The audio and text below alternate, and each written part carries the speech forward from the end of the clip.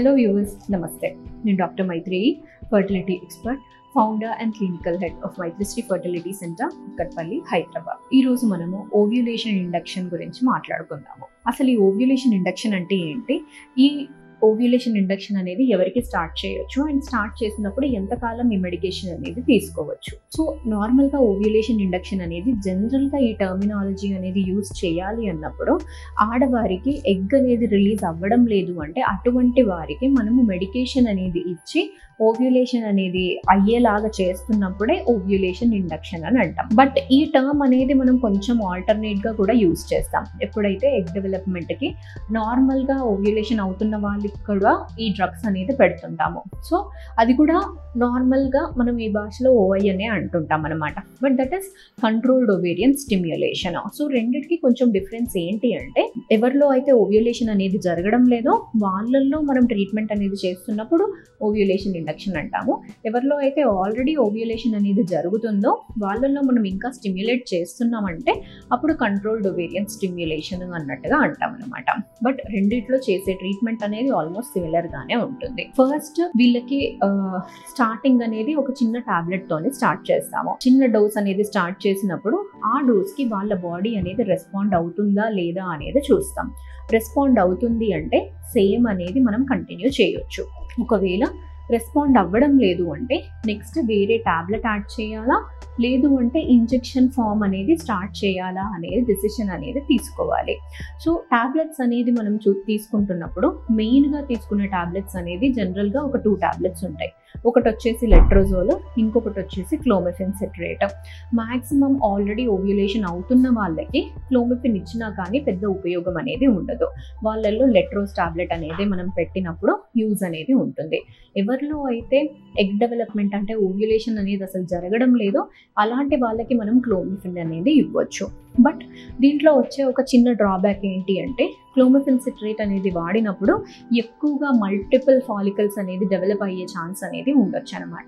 But లెట్రోజోల్తోని మనకి అటువంటి effect అనేది ఉండదు. లెట్రోజోల్ టాబ్లెట్ అనేది మ్యాక్సిమం మోనోఫాలిక్యులర్ డెవలప్మెంటే ఉంటుంది మోస్ట్ ఆఫ్ ద కండిషన్స్లో. అండ్ లెట్రోజ్తో పాటు మనము ఇంజెక్షన్స్ అనేవి కూడా ఇస్తున్నాము అంటే అప్పుడు మల్టిపుల్ ఫాలికల్స్ అనేవి డెవలప్ అయ్యే ఛాన్స్ అనేది ఉంటుందన్నమాట.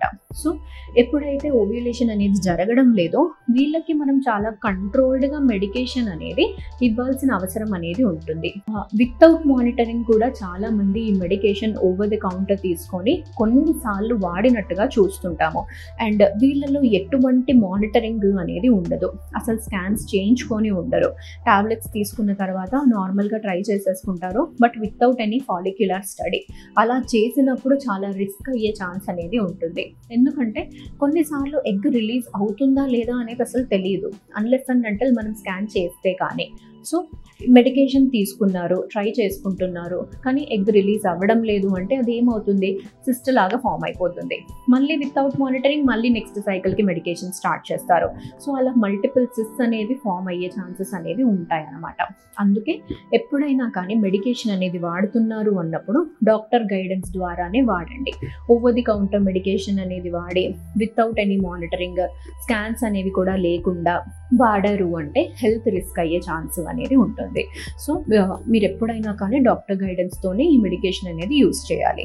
అండ్ ఎంతకాలం అనేది ఈ ఓఐ సైకిల్స్ అనేది ట్రై చేయొచ్చు అంటే యూజువల్లీ 6 సైకిల్స్ అనేది ట్రై చేసిన తర్వాత ప్రెగ్నెన్సీ ఇంకా రాలేదు అంటే అప్పుడు నెక్స్ట్ మోడ్ ఆఫ్ ట్రీట్మెంట్కి వెళ్ళాల్సిన అవసరం అనేది ఉంటుంది. ఇండెఫినెట్గా కొందరిని చూస్తుంటాము, ఆల్మోస్ట్ ఒక 1 year 2 years టాబ్లెట్స్ వాడుతూనే ఉంటారు. బట్ ఎటువంటి రిజల్ట్ అనేది ఉండదు. సో ఇంతకాలం అనేది కాదు. దీనికి ఉన్న డ్యూరేషన్ ఏంటి అంటే 6 months. 6 monthsలో మనకి రిజల్ట్ అనేది కనపడడం లేదు అంటే నెక్స్ట్ ట్రీట్మెంట్కి వెళ్ళాల్సిన అవసరము అనేది ఉంటుంది. అండ్ ఇంకొకటి ఏంటి అంటే కంటిన్యూస్గా అనేది ఇలా 6 months వాడుకోవచ్చు. తర్వాత లైఫ్ టైంలోనే నాట్ మోర్ దెన్ 12 cycles మొత్తము అంటే అన్ని కలిపినా కానీ 12 cycles కన్నా ఎక్కువగా మెడికేషన్స్ అనేది వాడకూడదు. వాడినా కానీ ఎటువంటి రిజల్ట్ అనేది ఉండదు. అందుకు దీనికి కట్ ఆఫ్ అనేది మనం తీసుకునే అనేది 6 సైకిల్స్. దాని నుంచి యూజ్ ఉండట్లేదంటే నెక్స్ట్ మోడ్ ఆఫ్ ట్రీట్మెంట్కి వెళ్ళాలి. అంటే వాళ్ళ కండిషన్ అనేది మళ్ళీ మనం అసెస్ చేసుకొని హస్బెండ్ది వైఫ్ది అన్ని మ్యారిటల్ లైఫ్ ఎన్ని ఇయర్స్, నెక్స్ట్ ట్యూబ్స్, తర్వాత సెమెన్ అనాలిసిస్ ఇవన్నీ చూసుకున్న తర్వాత వాళ్ళు ఐయుఐకి ఎలిజిబులా లేకపోతే ఐవీఎఫ్ చేయాల్సిన అవసరం అనేది ఉంటుందా అన్న డెసిషన్ అనేది తీసుకోవాలి. సో ఒక్కసారి ఓఐ అనేది అయిపోయింది అంటే నెక్స్ట్ మళ్ళీ మనం వాళ్ళని రీఅసెస్ చేసి వాళ్ళకి ఫర్దర్ ట్రీట్మెంట్ ప్లాన్ అనేది ఇవ్వాల్సిన అవసరం అనేది ఉంటుందండి. అండ్ ఎప్పుడైనా కానీ మళ్ళీ చెప్పేది ఏంటి అంటే ఓవర్ ది కౌంటర్ మెడికేషన్ అనేది ఎప్పుడైనా కానీ యూజ్ చేయొద్దు. దాంతో చాలా ప్రాబ్లమ్స్ అనేవి చాలామంది ఫేస్ చేశారు. అందుకే మెడికేషన్ అనేది వాడుతున్నప్పుడు ఎలా అయినా కానీ స్కాన్స్కి అటెండ్ అయ్యేలాగా చూడండి. In case maybe regular cycles అంటే అట్లీస్ట్ 1 month అన్నా కానీ ఫాలిక్యులర్ స్టడీ అనేది చేయించుకొని ఆ ప్రకారం రిలీజ్ అవుతుంది అంటే నెక్స్ట్ మంత్ మీరు అలా కంటిన్యూ చేయొచ్చు. సో అట్లీస్ట్ 1 cycle అన్నా కానీ స్కాన్స్ అనేది అటెండ్ అవ్వాల్సిన అవసరము అనేది ఉంటుందండి. Thank you.